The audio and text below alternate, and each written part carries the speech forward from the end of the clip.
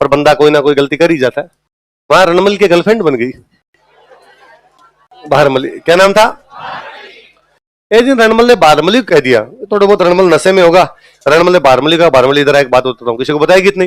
बारमली ने कहा ठीक। कहा मैं अब कुंभा को मारूंगा। किसको मारूंगा?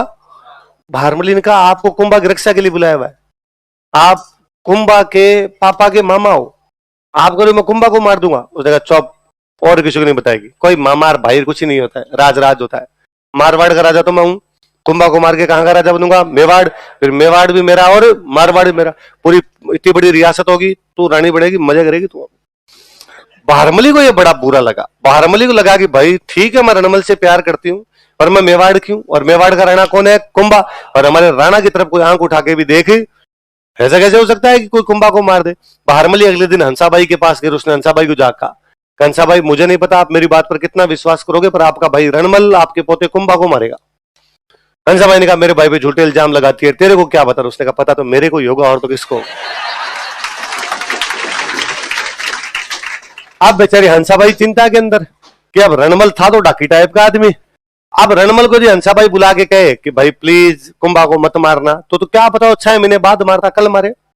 ये गांव में पागल आदमी वाली बात है जी। गांव में एक पागल आदमी था, छोटे बच्चों को पीट दिया करता, महिलाओं के सिर के मटके गिरवा दिया करता, बुजुर्ग लोगों की लाठियां छीन के भाग जाता।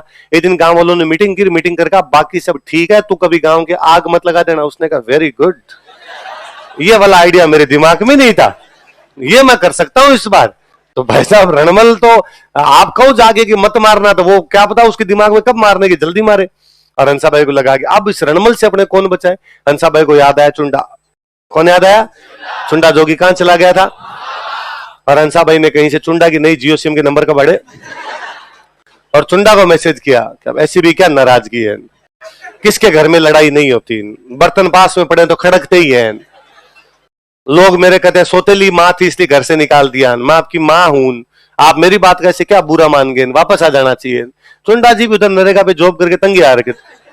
चुंडा जी ने कहा आप तो बताओ आना कब है? कल ही आ जाओ। चुंडा जी अगले दिन सवेरे वाली गाड़ी से चित्तौड़ आगे पूछा कि हाँ भाई क्या बात हुई, और पूरी बात विस्तार पूर्वक चुंडा जी को बताई गई कि आप गए, आपके जाने के बाद हमने रणमल को बुलाया, रणमल ने कुछ दिन यहाँ पे ठीक रहा, मोकल को इसने पूरा समझाया, फिर ये चला गया, पर मोकल को चाचा मेरा महबूब कुमार ने मार दिया, तो हमने इसको वापस बुलाया, इसने चाचा मेरा को तो मार दिया, पर इसने राघवदेव को भी मार दिया, और अब किसको मारना चाहता है?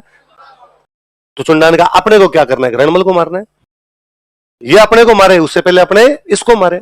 पर रणमल को मारे कौन? वो 150 किलो वजन था, 6.5 फुट हाइट थी, डाकी आदमी था, डाकी। यो देख ले एक बार टाबर तो यूं जीव निकल जाए। वो रात को टाबरों नहीं डरते कि हाउ है हाउ। रणमल उस टाइप का आदमी था। हाउ हाउ तो जानते हो सबने, हाउ से डरे होंगे सब आप। हाँ क्या पता कोई शहर वाले टाबरों ने हाउ सुना ही नहीं हो,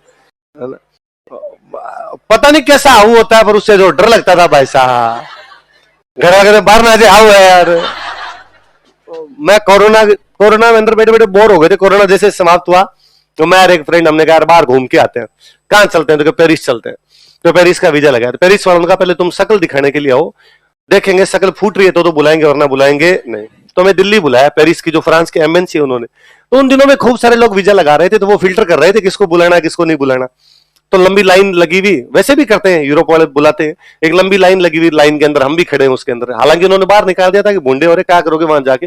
और उस लाइन में जब लगे हुए थे तो हमसे 3-4 आगे एक महिला खड़ी, उस महिला के पास में बच्चा बड़ा से था, वो कभी इधर भाग जाए कभी इधर भाग जाए, तो वो बेचारी पकड़ के लाए, फिर लाइन में वापस आए, फिर पकड़ के लाए। तो उस बच्चे को डराए, वो महिला इंग्लिश मीडियम की तो बच्चा भी इंग्लिश मीडियम का, तो उसको डराएगी no monster is coming, monster is coming. मैं उनको कहना चाहता कि दीदी ये मॉन्स्टर से नहीं डरेगा, एक बार मेरे को कहो। मैं डराता हूं इसको, एक बार हाउ ऐसे कर दिया ना ये डर जाएगा भाई साहब। तो रणमल उस टाइम का डाकी आदमी, तो रणमल को मारे कौन? रणमल के सामने चले जाओ भाई साहब, 5-7 के झिंटे पकड़ के बिड़ा बिड़ा के मारे हो, ऐसा आदमी था। एक बार वापस भारमली को कहा गया कि भारमली तेरे को देश के लिए हमारा एक काम करना पड़ेगा, रणमल को शराब पिला के बेहोश कर दे, शराब के नशे में फिर उसको मार देंगे। भारमली ने कहा वैसे तो मैं रणमल से बेइंतहा मोहब्बत करती हूँ, पर देश के लिए दिल पे पत्थर रखकर ब्रेकअप कर लूंगी। उस दिन रणमल जी बाहर से कोई ठंडा मौसम था, एक आधा पैक लगा गया है, आधे भारमली का भारमली खाना, भारमल ने कहा ये क्या तरीका है, डेली बाहर से दारू पी के आ जाते हो, कभी मेरे साथ पिया करो, भारमल की बोतल लेके तार बैठ। रणमल जी ने कहा इतनी रोमांटिक तुम पहले कभी नहीं थी। तो बोतल खोल तू आज अपने। एक बोतल में क्या असर होता है उस आदमी का, 2-2.5 बोतलों में जाकर असर वहां चारपाई पे गिर गए। कहते रणमल इतना लंबा था कि उसके पैर चारपाई से नीचे लटकते थे, तो वो चारपाई पड़ गया। तो वो चुंडान ये बाहर इधर उधर ही खड़े थे, तो भारमल इनका आ जाओ ये बेहोश अब मार दो इसको। अब फिर भी डर लगे कि ये दी खड़ा हो गया, तो पहले चारपाई पे बांधा उसको, पूरे को बांधा। बांधने के बाद एक बंदा चाकू लेके बैठा, चाकू चाकू मारे चाहते हुए। कहते रणबल को जैसे चाकू लगे ना होश आ गया उसको समझ में आ गया मेरे को मार रहे हैं। उसको यूं पता था मेरे साथ कांड तो हो सकता है कुछ ना कुछ। अब उसको तो पता लगा मैं बंधा हुआ हूं, तो उसके पैर जमीन पर लटक रहे थे, उसने पैर अपने नीचे वो टिकाए, धरती पे टिकाए, और धरती पे टिकाए चारपाई समेत खड़ा हो गया था उस आदमी को लेके। उस आदमी को दीवार के बिठा के मार देता, पर वो चारों तरफ से बंधा हुआ था, सिसोदिए पड़े को तलवारों से भालों से लेके जो रणमल को मार दिया। तो रणमल को किसकी सहायता से मार दिया गया था? हंसाबाई ने मालवा से वापस किसको बुलाया था?